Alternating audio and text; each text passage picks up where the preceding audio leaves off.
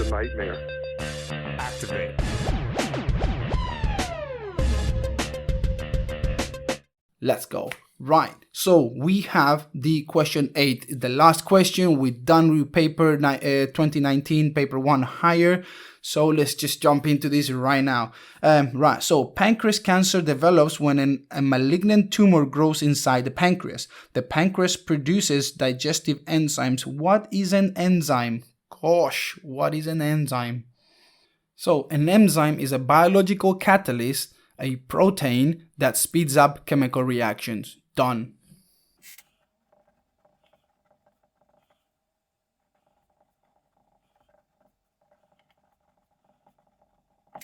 There we go. Easy 2 marks. Question 8.2. Carbohydrates is an enzyme. Produced by the pancreas. Name 2 other organs in the digestive system that produces carbohydrates. Name other 2 organs that produce carbohydrates in the digestive system. So we're gonna have your salivary glands and the small intestine.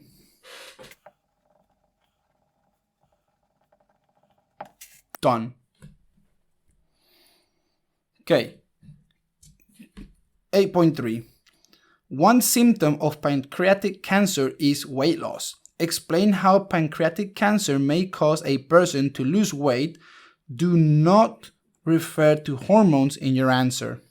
Okay, so let's go. It says that reduce the enzyme production from the pancreas means that not a lot of food gets fully broken down or fully digested.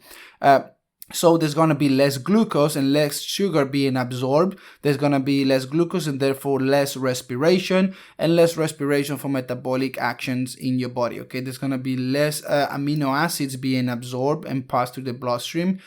Fewer amino acids being produced as well for repairing your body. Fatty acids are going to be absorbed, fewer fatty acids passing to the actual bloodstream, and fatty acids available, so less store of energy is going to be available. And chemotherapy and radiotherapy causes nausea and loss of appetite, so less intake of food. So all of those are going to be contributing to a diminishing amount of weight in the body or consumption of food. Okay, so let's just get those written down.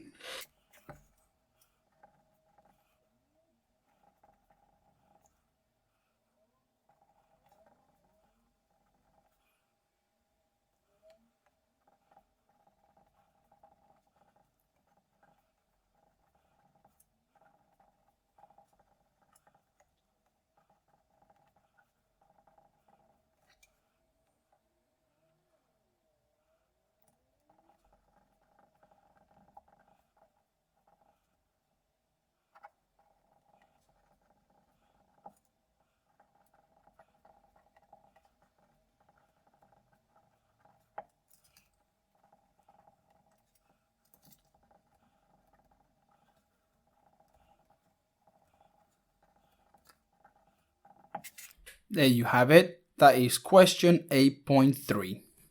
Let's go to 8.4. We got a bit of information before we get there.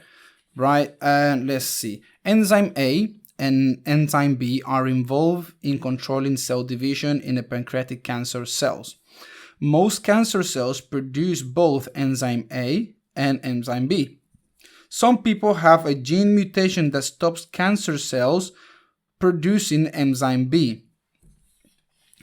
So figure 9 shows how the cell division is controlled by pancreatic cancer cells. So you have the pancreatic cancer cell and then enzyme A or enzyme B. Cell divides uncontrollably, and then with no enzymes, the cell stops dividing and are destroyed. So let's go to the actual question then. Okay, so scientists have developed a drug that inhibits enzyme A. The drug is given to pancreatic cancer patients who have the gene mutation that stops cancers from producing enzyme B. So the drug inhibits enzyme A, and the patient has a gene mutation that stops cancer cells producing enzyme B. The drug only targets cancer cells. Explain why the drug can be used to treat pancreatic cancer in patients with the gene mutation, okay? And I think that is pretty simple. It's very, very, very, very simple, okay? So if the cells cannot be divided because the enzyme is inhibiting, because the drug is inhibiting enzyme A, and they naturally do not produce enzyme B, means that they can actually get treatment for the cancer if they got those specific genetic conditions, okay? So let's just write that down.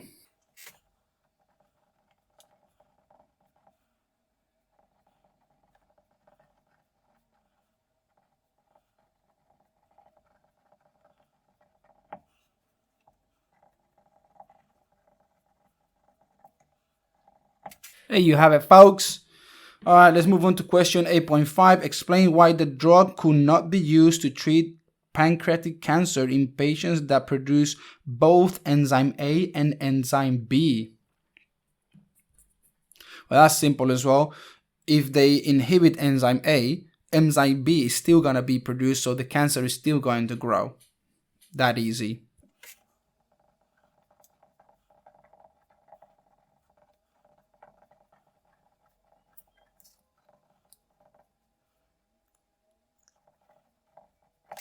There we have it. Let's go to the next page for the last bits. Right. So, question 8.6. The drug was trialed before it was licensed for use. To improve the validity of the results in the trial, some patients were given a placebo. Okay, that's like a sugar pill. And a double-blinded trial was used, which means that nobody knew who got placebo and nobody just knew who had the placebo. It was given random. Not even the doctors knew about it. Okay, so give a reason why placebo and a double trial were used. Well, placebo, to avoid the patient thinking they feel better with the drug, to take into account the psychological effects, because a lot of the time, a lot of diseases will be influenced in a certain way because of your state of mind as well. And then to control and comparison, and to avoid a bias. All right, those are the reasons why.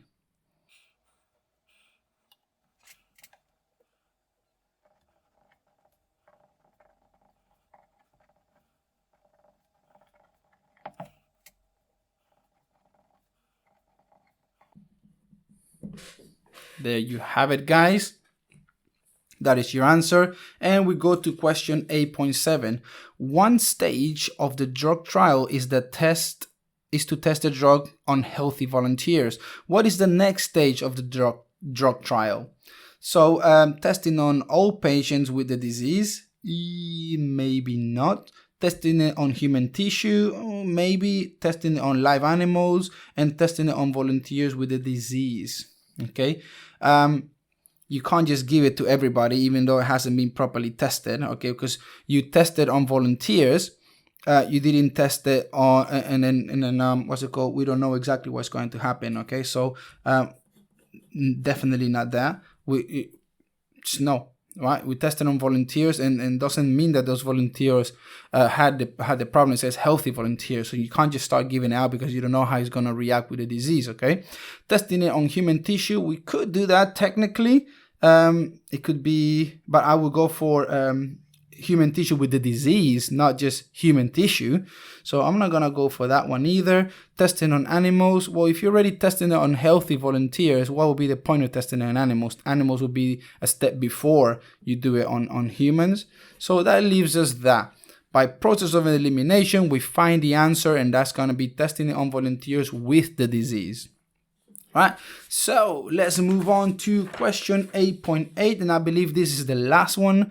A monoclonal antibody has been produced to treat pancreatic cancer.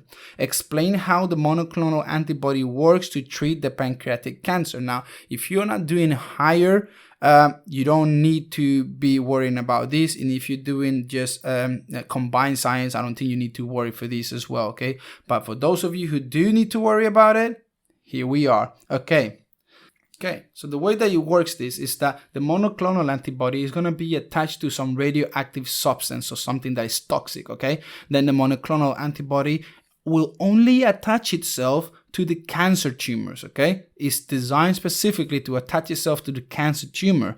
Then, once that happens, the radioactive substance that is attached to the monoclonal antibody is going to affect the cancer cells only, and that is how it works, okay?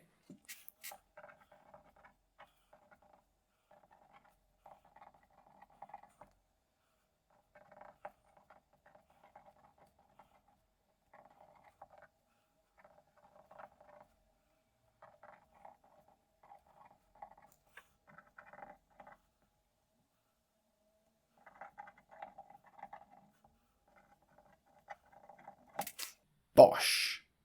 And this time is for good.